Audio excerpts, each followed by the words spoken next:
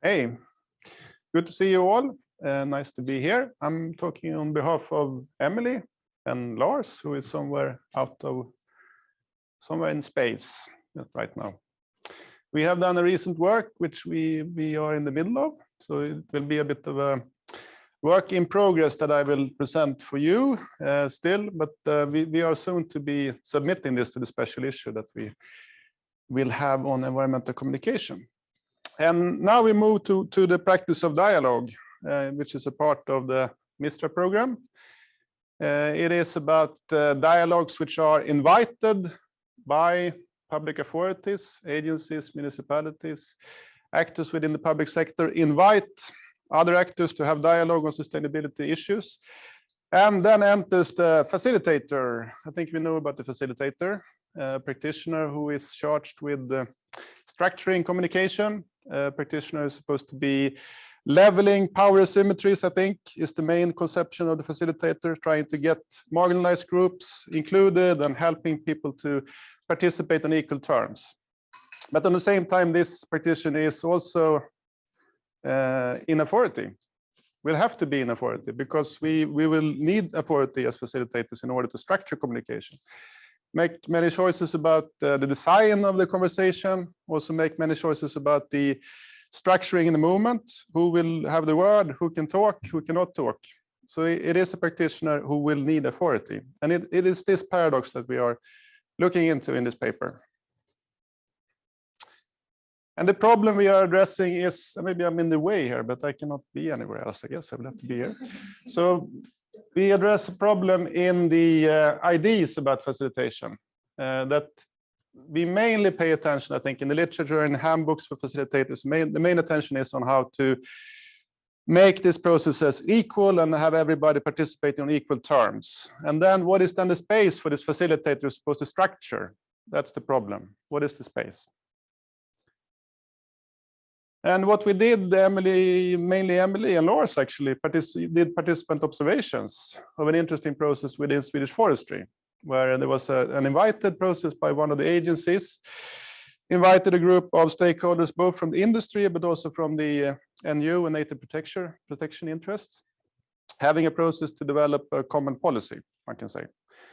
Yeah, I anonymized this a little bit. And what we did was to focus on the contestation of the facilitator's authority, because one of the sequences in this process was that one of the participants, the nature protection NU, felt that the facilitators weren't doing their job as they should, according to the NU. And in this instance of contested authority, we saw that we might be able to understand actually what authority might be in facilitation practice.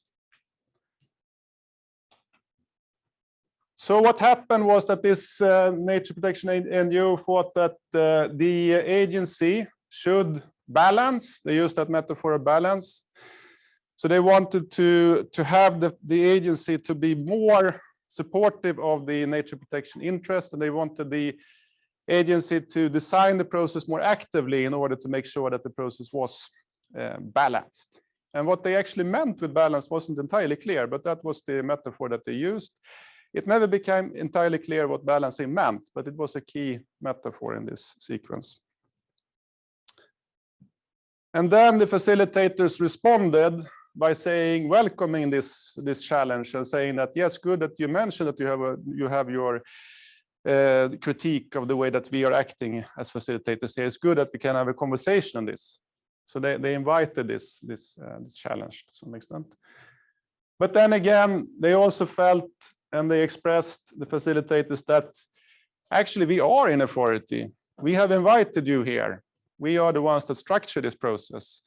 And we also have to do our job. We have deadlines. We're supposed to deliver policy measures. So we have to do something here. So there was this kind of tension between both wanting to open up and inviting this challenge, but also wanting to, as we spoke about before, close down a little bit in order to allow the process to continue towards its objectives.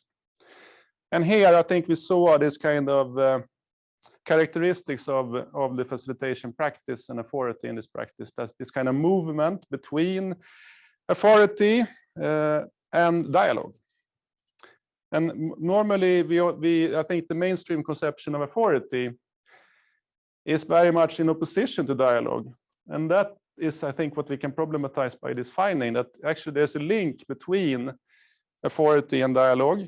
And that link is that actually to be an authority in this practice of facilitation, we need to be grounded in a dialogical way of working. So facilitators make many decisions about structuring the process, design choices regarding who will be there, who can attend, who cannot attend, how will we talk about the issues, and they also make a lot of decisions during the facilitation, the structuring and communication. And not all of those decisions can be discussed. They just have to be made in a movement without discursive, openly discursively, explicitly having a dialogue on it. But then again, when facilitators are challenged, maybe some people say that this is not the way that we should talk about this, we need another agenda, other people should be in the room or something, then the facilitator must be able to open up a dialogue, explain reasons for choices that facilitators have made, and also listening to other people's opinions about those choices, and thereafter returning back to the path that was decided before or changing that path as the facilitator.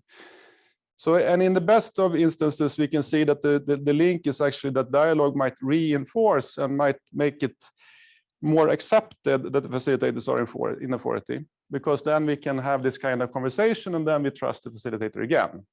But in many instances, and to some extent also in this case, we saw that if the dialogue is not playing out in a way that reinstall trust or make it possible to see that we are in the same process, all participants can accept the facilitator, then it is problematic for facilitators to come back to authority, because these lingering questions that was not able to be resolved by the dialogue will come back and haunt the facilitators and the group throughout the process.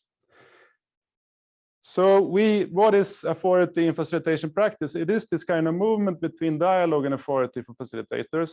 And facilitators have a tendency to gravitate back towards authority because they are practitioners and they need to be in authority most of the time in order to structure conversations.